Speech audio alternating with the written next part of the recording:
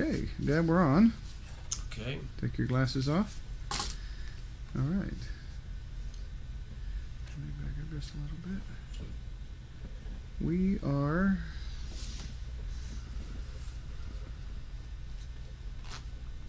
ready. Today's date is March the what? 20. March the 20th, 2002. 2 days before Bernie goes to Louisville on his 3-year mission with Nancy. And we're here to talk about, or to do a video interview of what he remembers about his wife Sarah in preparation for this documentary. And we're starting with a portion of the outline to her college years. Okay. Dad, could you tell us where and how you met Sarah? We met at BYU at the Cougar Eat, which is a restaurant at the Y. It was in the Joseph Smith building. You want me to tell you how it happened briefly? Yeah. Uh-huh. Well, the cashier was a lady who named Pearl, who seemed to be the contact person for everybody. She was a happy lady. She was our supervisor. Everybody loved her, and she greeted every customer that came by that register. I was working there. Sarah was not yet. According to my recollection, later on she did work there. But I came up to Pearl at the register. I was a fry cook cooking hamburgers, but I stepped up to her and I said, "Pearl, there's this girl down there right standing behind this tall man or fat fellow or somebody. When she comes through," she was in the line to purchase something in terms of food, "and find out who she is and find out all you can about her, because I already had my eye on her." Although it was only, as I recall, from seeing her come through the line, I may have seen her on campus. So Pearl did that, and then right afterwards, she told me her name is Sarah, she's from Texas, and she's a freshman, and so forth. Well, Sarah came through the line again and again, and Pearl introduced us to each other. She just stopped, "Sarah, I want you to meet this person." That's how we met. Yeah. Then I started going to, I found out where her classes were, and I started going to the classroom and waiting there for when she was finished with her class. And I'd meet her and we started walking together. When did she pick up that you were interested in her, do you think? Well, it was only a matter of 1 or 2 days after I found out who she was at the Cougar Eat, because Pearl stopped her and introduced us, and I really liked her appearance. She was a happy girl. I mean, I could see it in her eyes and in her smile, and she was cheerful and almost bouncy, like she didn't have any worries. She was happy by nature. And of course, you knew her as your mother. She was that way all her life. But when she was single, she was just totally optimistic and carefree and like on top of the situation, totally confident, had a great deal of self-confidence. And bubbly. She was a happy girl. For instance, about just a matter of 2 or 3 months after she passed away, I was back at BYU campus for this education week. I was single, unmarried, and I hadn't been on campus for quite a long time. And when I had been, it was with her always. And a vivid recollection just flooded my mind at that very time, walking across campus. Naturally, I was in grief and in pain because she wasn't by my side. But what struck me so hard on that occasion was I could visualize her. It just swept through my whole system, her running across campus, bouncing like a deer, light-footed, happy, cheerful, or she and I together doing that. And that was the memory of it that I had of her, was that she was fun and didn't seem very serious. Now, she knew something about life and about the seriousness of life, but that was not on her mind all the time. So you start walking her to class, and how quickly did it become a romance? How did it become a romance? Did y'all? Well, it came rather quickly, I noticed. From Cougar Eat, it went to the class, or at least right after the class. I caught myself going to the class unusually early and sitting on the soft chairs. It was in the Joseph Fielding Smith building, her class. It was something about family living, sociology or something. And I caught myself going there 10 or 15 minutes early and waiting just in case class dismissed early, which was rather new to me. That is, to go and wait that much early for class to dismiss. She'd come out, and at least for me, it was like a breath of fresh air to see her come out of the class. And I was always excited about it. In other words, that was a message to me. I hadn't gone through that before. And it was only a matter of doing this 4 or 5 times, or in other words, within a week or two of our having met, that I noticed I enjoyed being around her a lot. Wasn't ready to say that she's the one. Some people in their romances can say right away, first day, that I knew she was the one. Ours didn't go that fast. She was no dummy. She was on guard.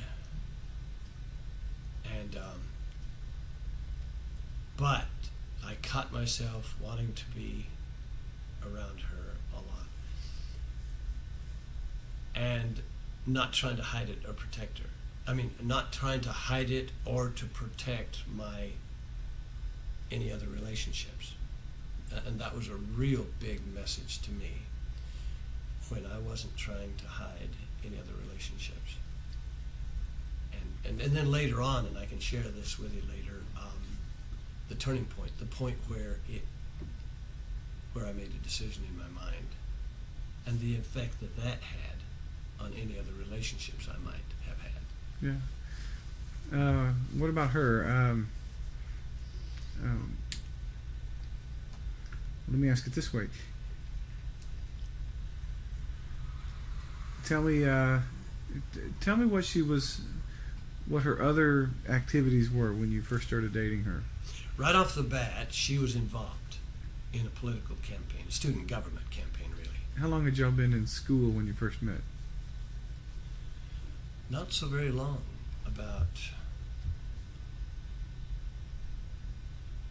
I was off my mission, so I'd already finished some BYU. So after my mission, I didn't date anybody for somewhere between 2 and 4 months. I didn't get right into the socializing. And I dated a few times, just very few though, before I met her.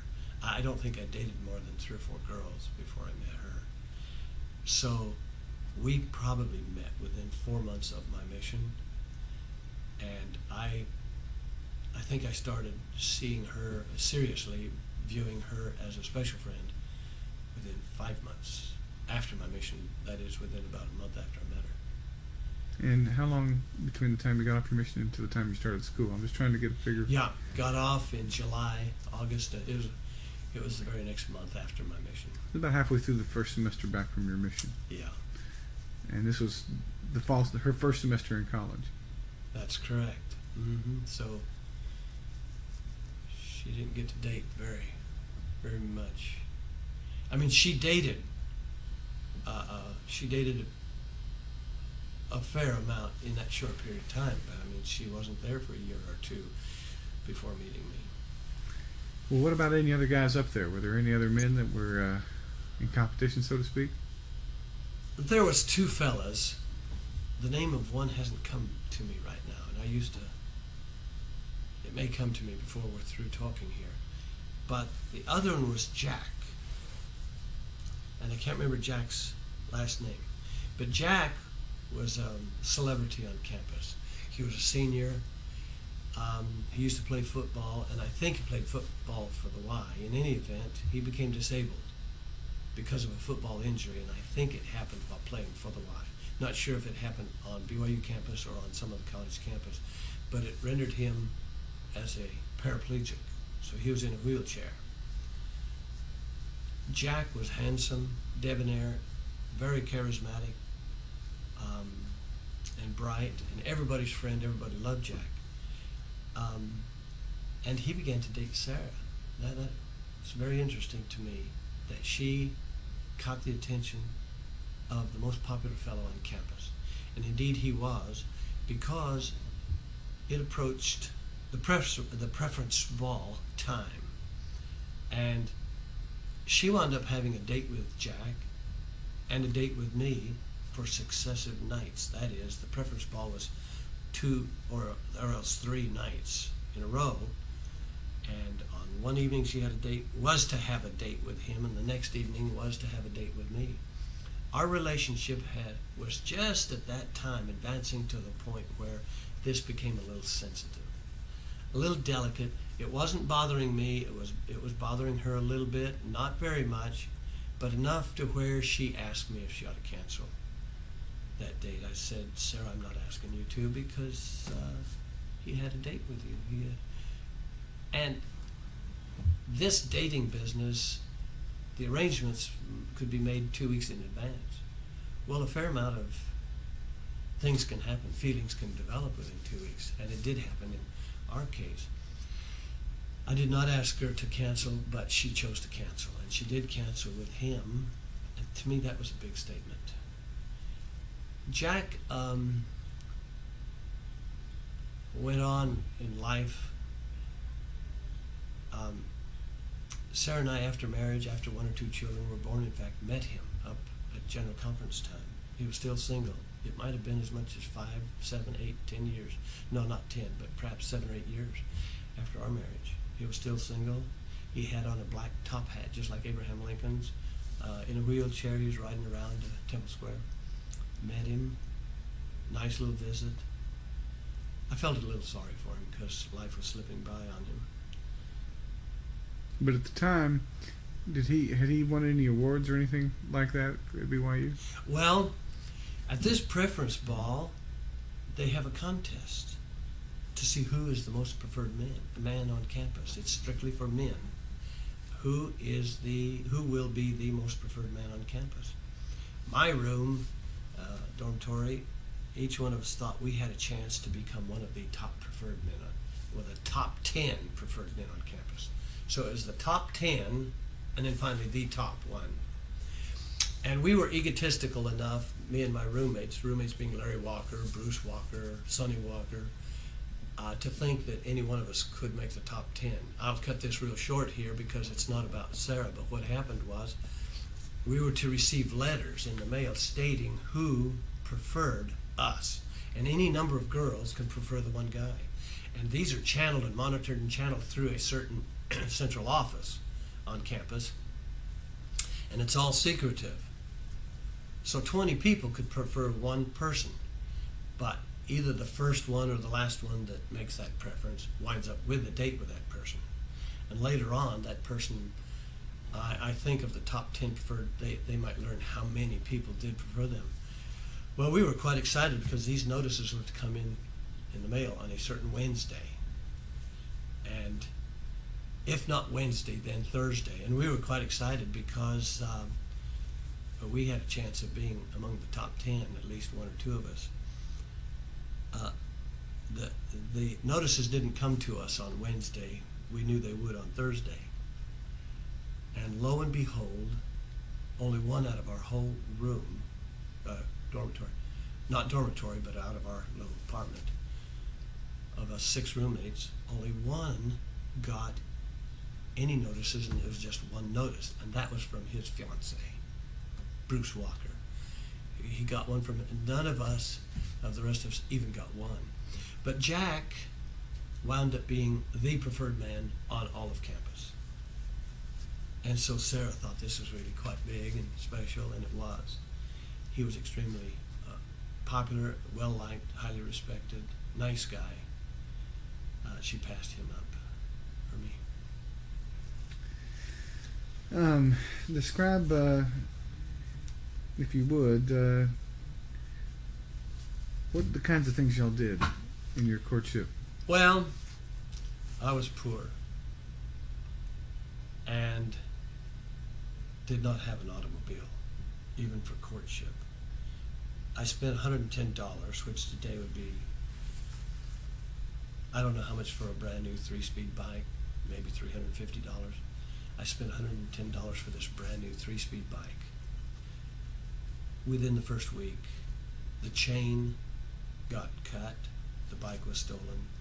I bought for $10, I bought an old bicycle that had big wheels and wide handlebars, and Sarah would sit on the crossbar. She would sit on side saddle, like riding a horse side saddle. She would sit on a side saddle, and I would pedal her, and this was our courting vehicle. And it lasted for quite a while. We didn't have a car. I didn't have a car. I was poor.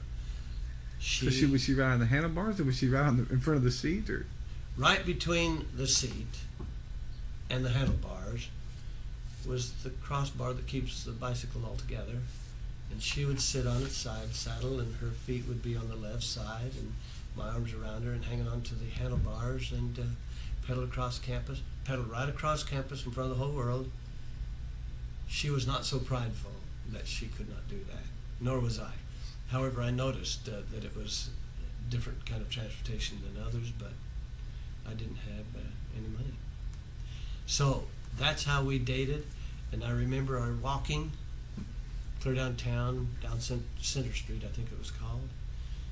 And a lot of our dates were on campus, 25-cent movies. 25 cents in that day, I don't know what they are today. On campus, though. And we had fun. It was great sport.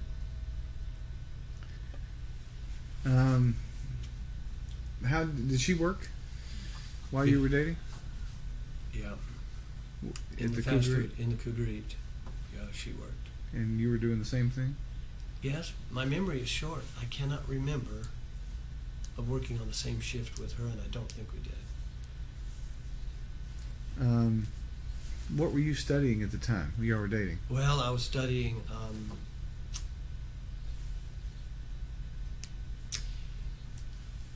sociology and speech. Truth of the matter is, I was supposed to be a dentist because my brothers were dentists. 1, 2, 3, 4. 4 brothers were dentists, and another one about to enter dental school. And I was supposed to be a dentist. Well, chemistry and math did not set well with me, and I could see that I was not going to make the A's in those subjects, so I dropped out of chemistry and math and of pre-dent. And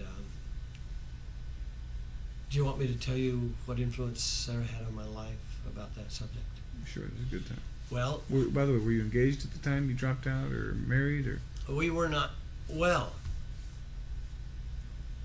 we were either engaged or in fact married when she didn't take over, but she shared with me her thoughts and opinions, which changed my life. We were either engaged or married. And the way it went down is I dropped out of pre-dent and didn't know what I would do. I began to prepare to be a teacher, which is very noble. Sarah said, Bernie, you want a farm. I guess I had already discussed that with her, to my surprise. You want to live on a farm. You want to have a nice, pretty large family. I didn't realize I had discussed that with her, but I guess I had. She said, you ought to go to law school. I think she said go to law school instead of be a lawyer. I'm not sure. And that caught me totally by surprise. I had never thought of being a lawyer. The idea of lawyer had never crossed my mind. Nobody in our family had ever been a lawyer. I couldn't be a lawyer. I wasn't smart enough. she said, and I told her that. I said, I can't do that, Sarah. I mean, I can't. Lawyers are for smart people. And she says, you can do it. You have that gift. You are a natural, and that's the future for you.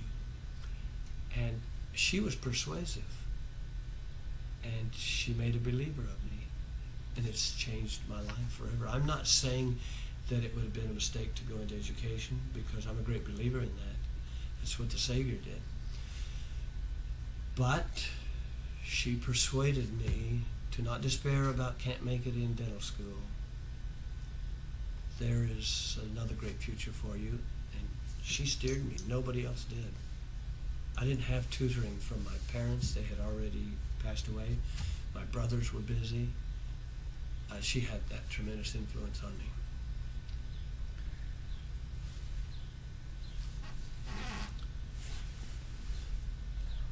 Okay. Okay.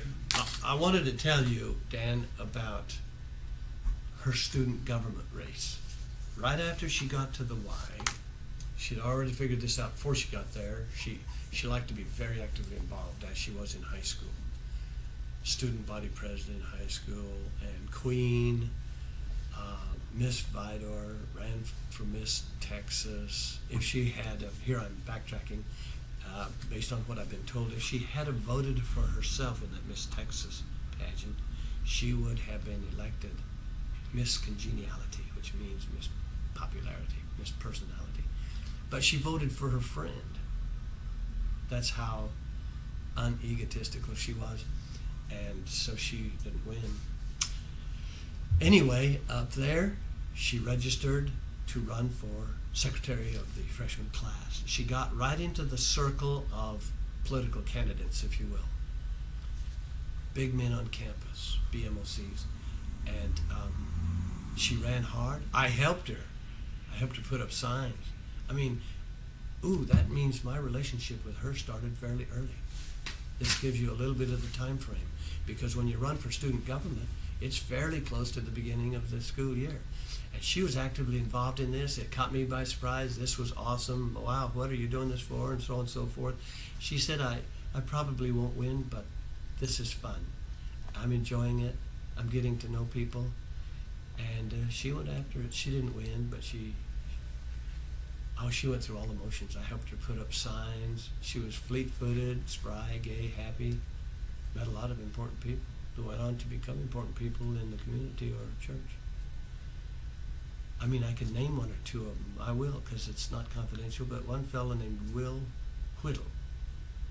He became kind of a substantial person later on, and he ran for some student office. I forgot what. She met some good people there. What else? Well, Our dating? you told us a little bit that you used to ride around on your bicycle and go to movies and those kinds of things. By the end of the winter semester, the end of her freshman year, you all have been together almost 2 whole semesters. Right. Tell us how, from that point From that forward. point on, well, in other words, that's the end of the school year. Right.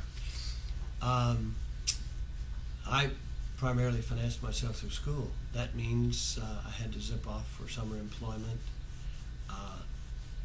It was big money for me. I was a journeyman painter, high-span bridges, and it paid up to $4.65 an hour. Today, that would be $18 an hour or so, journeyman wages, plus a few extra pennies for being a high man. I'd go up high. We went, so I went up to Seattle, Washington, and also Portland, Oregon to paint. How'd you get that job? Through my older brothers. My brother Bob, my brother Ben, they both did the same thing.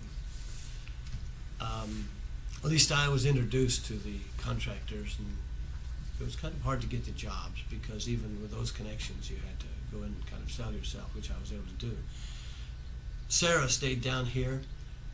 Then during the summer, she and her parents and her sister Rachel and her brother Marshall made the big trip to the World's Fair in Seattle, Washington, to go up on the Space Needle, see the World's Fair. I'm sure that Wade and Vivian saw that there was a relationship developing. And we were sweethearts by that time. They made the big trip up there. Me and the folks met each other for the first time on that occasion. I was impressed. I liked them at once, both of them. I distinctly recall the actual first meeting. Did you ever learn that they had some reservations about you Yes. before you were married? I mean, Oh, yes. Primarily from Vivian. But I excused them. I excused it pretty quickly because it was Vivian's oldest child, her daughter, with whom she was just very close. They were bosom friends, and their daughter Rachel too. But secondly, I was taking their daughter away, far away maybe. I mean, they had no assurance that I'd be living in Texas. They had more of assurance that I'd be living in Idaho or Utah because I was from a big family up north. There's nothing to bring me down here except possibly that family of theirs.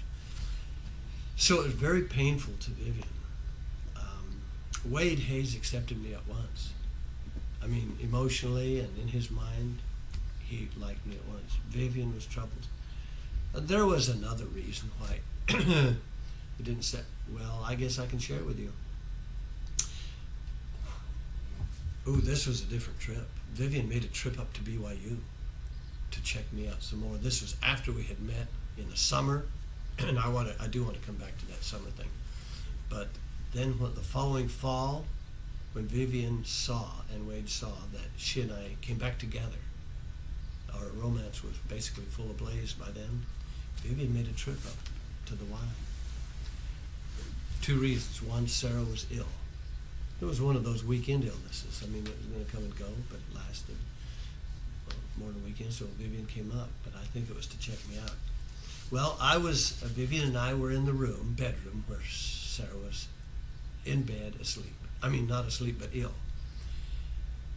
I was sitting on the side of the bed, and Vivian was sitting on a chair of some sort right by the bed, and I put my hand on Sarah's knee.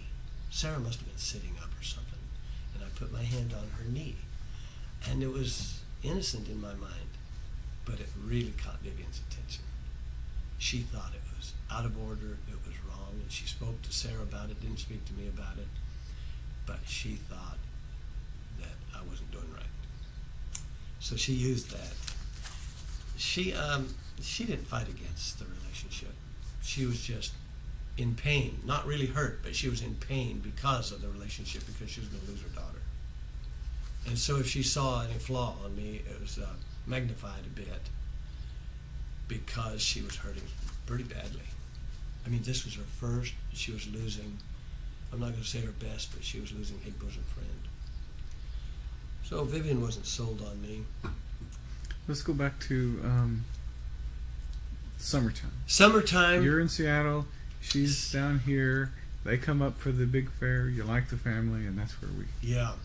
And with the fair, and that was heavenly to me. Sarah was up there, and she was absolutely gorgeous. Now, she dressed fit to kill. She dressed in black velvet slacks, pants, slacks, but they were black and velvet, and she had the perfect figure. I mean, she was sleek. And a white blouse of sorts, short sleeve. It wasn't tight, it was just, the slacks fit, but the blouse was loose. But I just remember her standing there, and to me she was an angel, just absolutely gorgeous. And my mind firmed up during the summer. When I saw her, and I saw that I was attracted to her even more than at BYU, I said, this thing has survived the initial dating. It never had with any other girl. I like to be around her. I want to be around her. This is probably it. And I was testing it through the summer.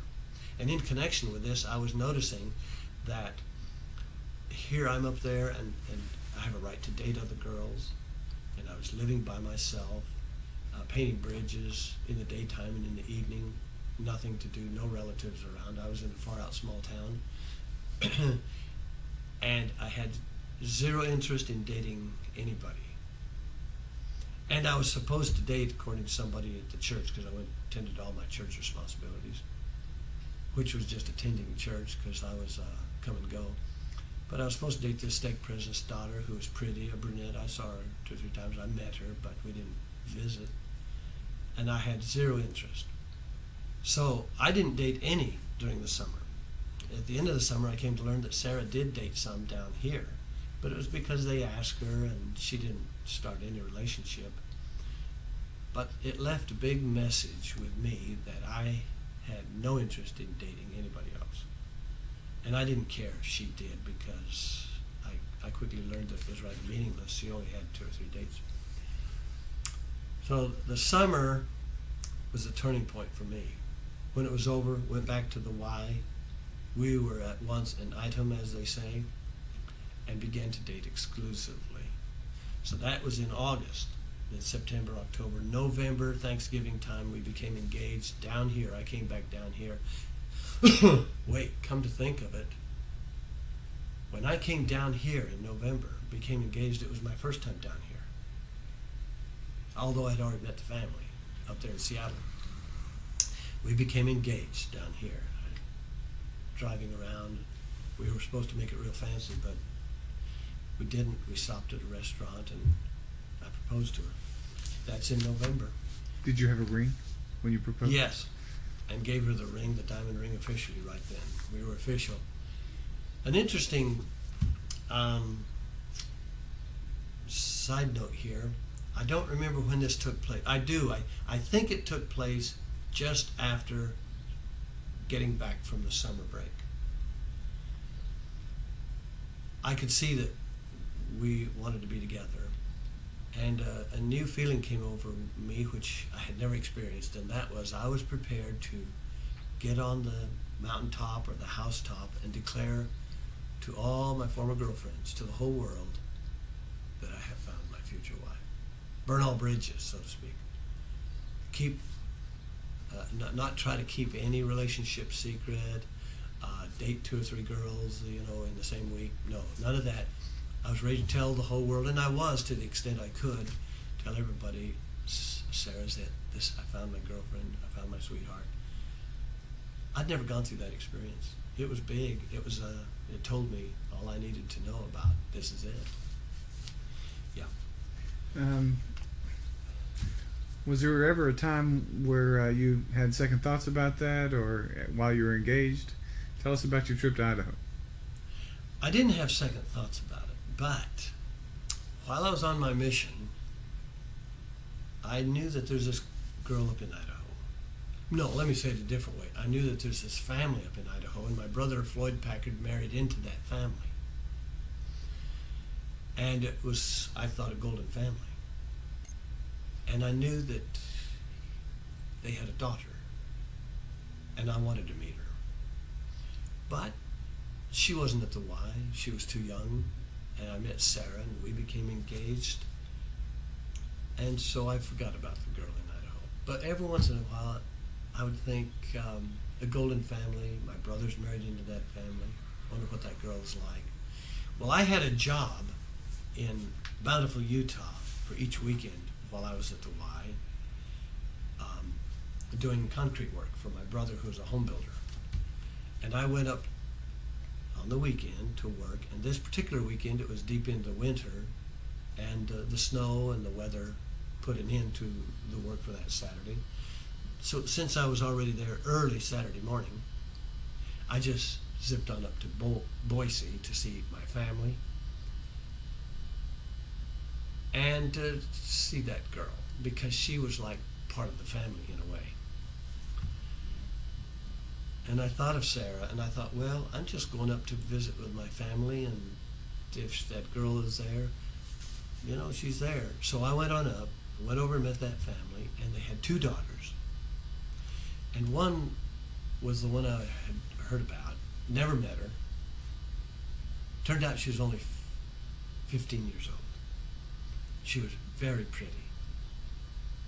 And she was trim and going to be tall, kind of like your Aunt Rachel when Aunt Rachel was younger. Her older sister was 17 or 18 years old, and she was heavy set. But we're sitting at dinner in their house, lunch on Sunday, the very day after I arrived up there. I don't know where I stayed. I stayed with one of my brothers, I think. And at the dinner table, the father said to me, Bernie, which one of my two daughters are you interested in? And, that really blew my mind, because I didn't know what to say. I didn't want to hurt the older one's feelings. I was not interested in her. The younger one, too young. I wasn't interested in her. And so, but I just blurted out, both of them. Which one am I doing? Both of them. Which was not a good thing to say. The visit ended. I went away, never saw him again until a few years later. Sarah and I met one on Temple Square. I'll say this part real quickly. Sarah and I, we had one or two kiddos with us, met the daddy and the pretty girl on Temple Square. I didn't recognize the pretty girl, the 15-year-old pretty girl. This was about 5 years later.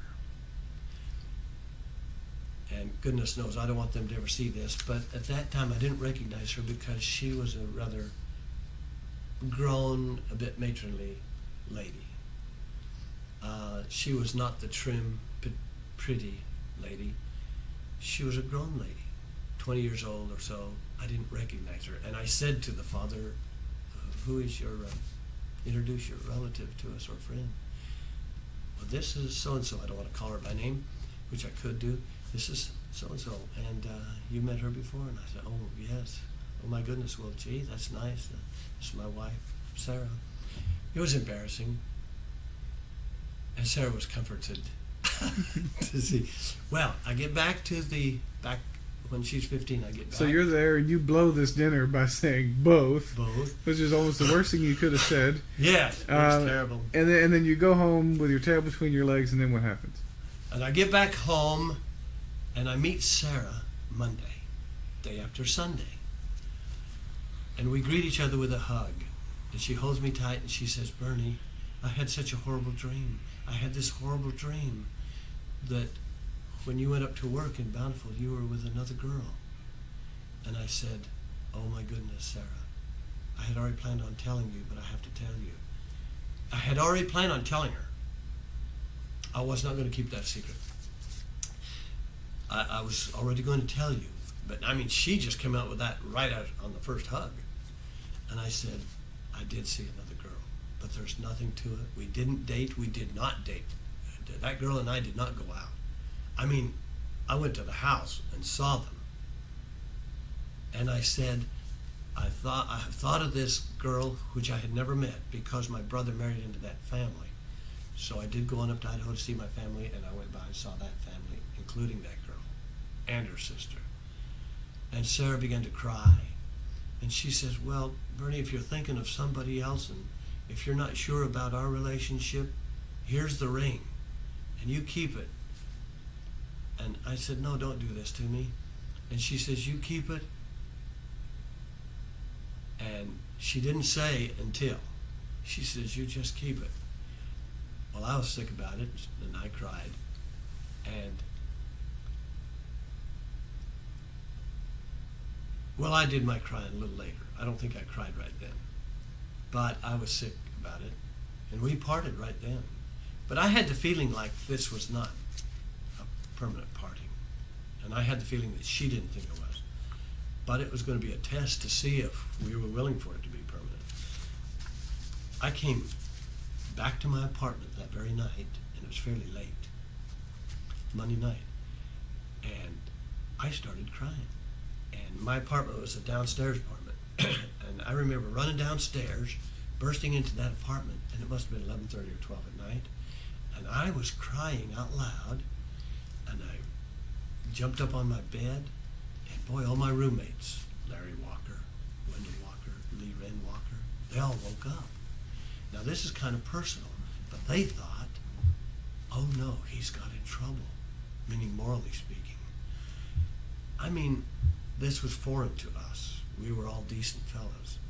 But one of them doesn't come bursting into the apartment at midnight crying Out loud. unless something bad has happened. And we were all human and knew that a person can fall. So they jumped up and turned on the light. What's happened? How bad? There was no laughter for a while. And I said, she gave me back the ring. And I kept crying, she gave me back the ring. Why'd she do? Well, because I saw this girl up in Boise. Then there was some laughter, except on my part. And I said, it's not funny. And they started laughing, and I cried for about half hour, and they're laying in bed trying to go to sleep. And I had some hope that it would patch up. Well, she wouldn't patch it back up for a while. And she made me keep the ring for a whole week, saying, not until you're absolutely sure and are willing to tell me that no other girl in the whole world, and that for sure I'm the only one, and so on and so forth. In other words, she drugged me through it. It lasted a whole week. She accepted the ring back, and we lived happily ever after. That was an interesting experience. I didn't even have a date with that girl. Yeah, but you deserved it. Yeah. Well, tell me about Larry Walker. Larry was your he was your nephew, but you were like brothers. Yeah, we were closer than brothers. Have been even since, except in our absence. You know, he's clear up there in Weiser, Idaho. I'm down here, all our adult life, but we've been bosom friends, and he and I were tight. It was an interesting thing, though. Larry, and I could see it in his eyes, was not sold on this relationship because she was not from the farm in Idaho or Oregon. She was not from a family of 6, 8, 10, or 12, or 16 people. She was a Southerner. And her mama was a convert instead of a pioneer going across the plains. And he wasn't sure about it. And he just let it leak out to me like, do you really think, Bernie, da da da da? He didn't say, no, Bernie, don't. He says, do you really think that? So, but interestingly, he didn't influence me at all. And I trusted his judgment a lot, but I didn't pay any attention to that one. He was a bosom friend, and of course, he came to love her dearly after. So you get back together, and this is before or after the end of that semester. It's wintertime, so it must be in the winter semester that you have this little break. Yes, because we became engaged at Thanksgiving time, which is in November. Why didn't you get married at Christmas time? We should have. Why didn't we? We should have. Because that's only 6 weeks after Thanksgiving. Or maybe 4 weeks. 5 weeks or 4 weeks. Why didn't we? Well, it was money. We couldn't afford an apartment. We couldn't afford the deposits for the utilities. And we let these material things get on our way, and we put it off till May. The end of the second semester. End of the school year, which is really aggravating because you try to behave, and you do behave, and it can get kind of irritating to see each other all the time, and not all the time, but a lot of the time, and know that you're going to get married, and you're just waiting, and week after week, month, and I kept thinking of what one of my supervisors at work, a different one than Pearl, it was her supervisor, said, Bernie, you pick the tomato when it's ripe, not when it's overripe. I'd never heard that before, and it rang in my mind. And I said, I'm kind of stuck because, you don't get married in the middle of a semester. Maybe we should have. Well, that's what I did. You did? I got married right in October. Right in the middle of the semester. And they asked me, why did you get married in October? I said, well, I want to get married in the temple. Yeah. Well, that's why it got a bit aggravating. Yeah. Because we wanted to be married in the temple, and of course we were. But you answered it all. We should have got married in October because, you get tired of waiting for the end of the school year. But it was finances. We let it get in our way. You got married at the end. That means it cut you out of your What did you have, a weekend? We just took time out of class and came back and made it up. Well, how many days honeymoon? They gave us a few. We had a full week honeymoon, but they'd given us a few days to look for jobs. But we'll talk about that later. But did you get married on a holiday? We got married in October 22nd. That's no holiday. It's not even Halloween. No. All right. What else? Let's see. That summer, where'd you do for a honeymoon? Well, all right. We got married. You got married in the Salt Lake Temple. Got married in Salt Lake Temple. Who was there? It's kind of an indictment against my family. Her family was there. By her family, Wade and Vivian Hayes were there. Larry Walker and his wife were there. And that's it. Me and Sarah, Larry Walker and his wife, Marianne. You had a brother in Bountiful that employed you, and he didn't remember to come to your wedding? Don't show this picture to them. I had 2 or 3 brothers there. I had family around. They're all busy. Did they come to the wedding reception? Was there a reception up there at all? None. I didn't have any home up there. And my family, we all love each other. They're busy. Did you have any bad feelings about that? No, I didn't care. I'm not sure I even invited him. Okay.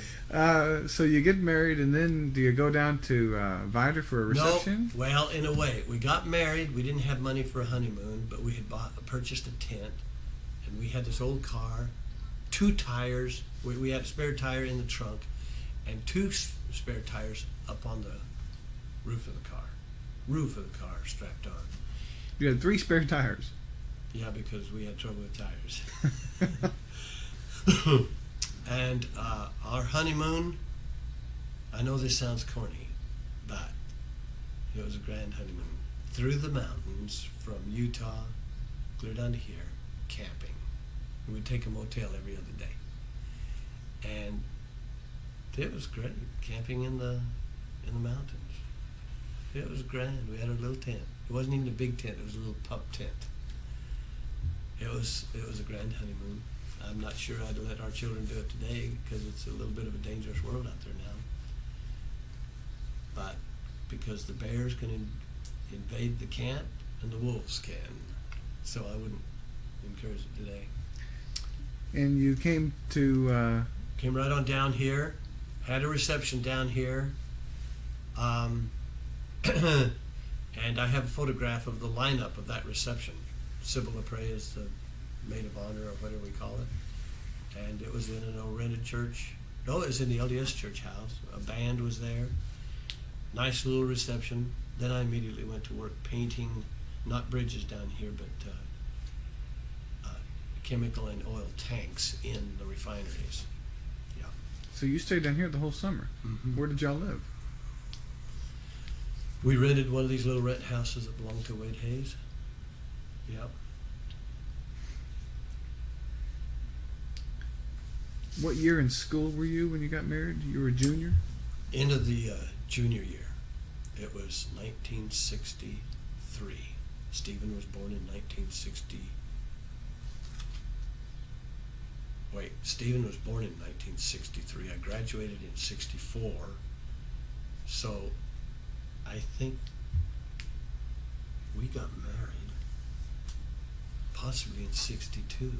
Wait, put it this way, we got married in something like June, and then 9 months later Stephen was born, but he was born in 63. I think Stephen was born in February, wasn't he? So June to February, that means we were married in 62. Stephen was born in February 63. I graduated in 64. So I guess we were married in June of 62. And you still had 1 or 2 school years to go before you received your undergraduate?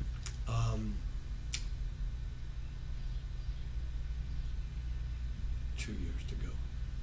Were you in law school when Stephen was born? No. No. Had you, after the summer, y'all went back up to BYU, and I understand you guys were pretty poor that first year. That's right. We went back up to BYU, and we went into our senior year. So I think we only had 1 year left. And was she a student? Did she enroll in school after you all were married? Or did she drop out of school? She stayed in school. No, I think after we were married, I think she dropped out, and she worked at a store. She worked at a store for 6 months after we were married, and she would have worked more, but she got fired.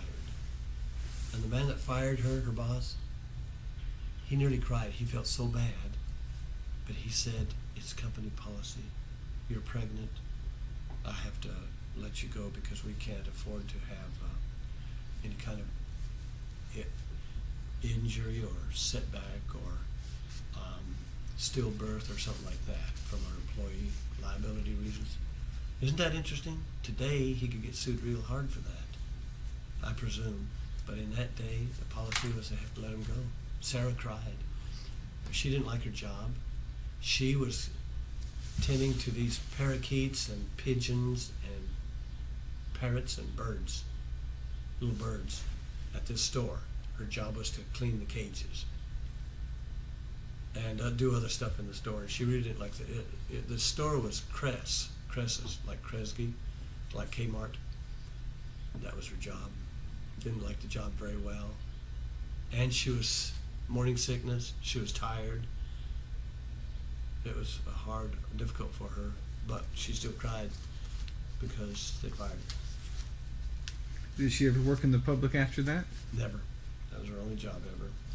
She only had one job for 6 months during her whole marriage. 31 years of marriage.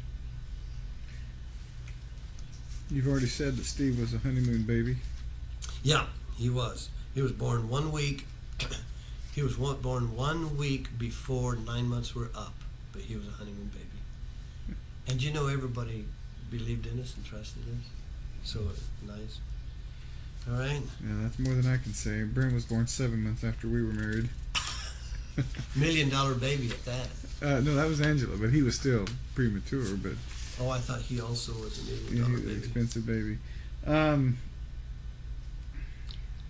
I've already talked about Vivian's reservations.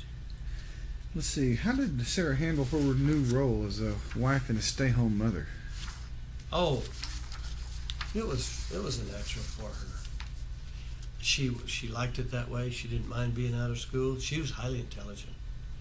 I always saw her as a lot brighter than I am. She had her raw intelligence, IQ, so to speak, was right up there. Even after law school and after many years of law practice, I saw her as naturally much more intelligent than I. But my experience and judgment and going through law school put me on pretty close to even. So she and I were able to communicate really well. And it got to the point where I think neither of us saw the other as a lot brighter. We were just about even. But when it came to pure horse sense, she was right up there, as is her mother. You know that her mother is. Good horse sense when it comes time to debate social issue. Pretty hard to beat Vivian Hayes because she has good sense. Anyway. Well, we used to say that Mom was smarter and Dad was more educated, and they balanced each other out. That's about right. That's about the way it went. Because I had developed a fair amount of confidence by then. She accepted her role just exceptionally well, was thrilled about being pregnant, and super good mother with a new baby and with each baby. Yep. Now, you graduated from college and applied into law school. Did you you ultimately went to the University of Utah? Yes. I applied to 4 different law schools. The fourth one being, well, the 4 were U of U, University of Texas, University of Houston. Then application fee was only $15 for this certain one, which happened to be University of Wisconsin in Madison, so far away, unknown city, unknown state. For $15, we took a shot at it. University of Texas, all four of them we got accepted at. Big surprise. Why did you stay at the U? Well, I don't know. I hadn't planned on living in Texas. And we applied to Wisconsin just in case we didn't get accepted anywhere else. Hadn't planned on living in Texas, and we were Utah residents. And I might have got stuck with the out-of-state tuition at UT. And I was a Utah resident, so we went up there.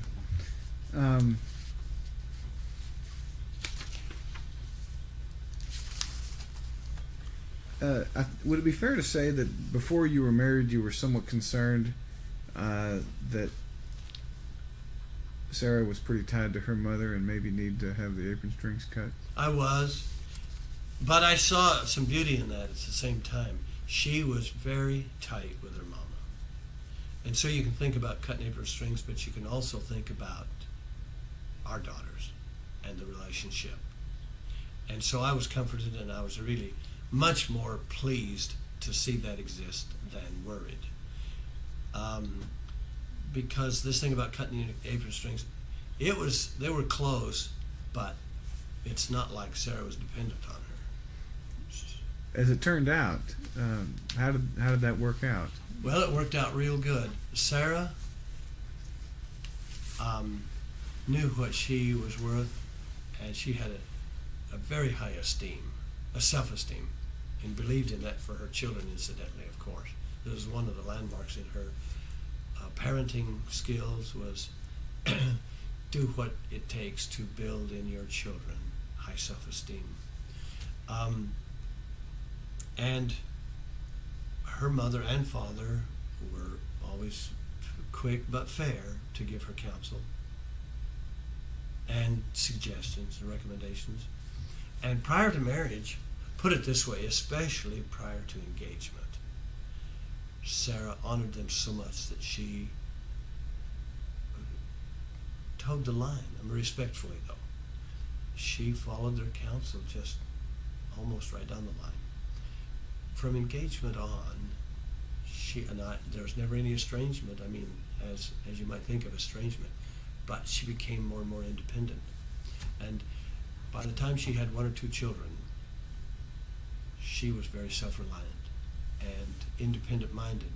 Her parents would give counsel, suggestions, advice. Sarah would listen, and sure enough, as Vivian and Wade would later on say, she would listen, act interested, be interested, and then do precisely what she wanted to do. And indeed, she did just that. And I know at least Wade, and perhaps Vivian too, made reference to that later on. She'll listen to what I've got to say and act like she's going to follow it, and then she just goes on and does what she wants to do. And she did this without really studying it out. She didn't like assess and then say, I know what they said, but I'm going to do it my way. She was pure honest. By that I mean she was just natural. She didn't put on a facade. And when she did it her way, it's not like she built up a resistance to what they had to say. It's this, that she did it her way. For instance, here was something that was really beautiful. I would say to her once, well, honey, I mean, you have called her for the last 3 or 4 times, and she hasn't called you back. We won't get into names. She hasn't called you. I mean, now I wasn't that prideful, but I was kind of playing with her mind. And she said, oh, I don't care. I mean, I'm doing this for me. I want to visit with her. I want to talk with her. If she doesn't call me for 6 months and I want to talk to her, I'll call her. It wasn't a quid pro quo like I called her last time, so I'm not going to call her again until she calls me. She was way above that, and she would take a course of action totally independent of what one might think the other owed her first. It was really interesting. It opened my eyes, and it helped me be a better person too.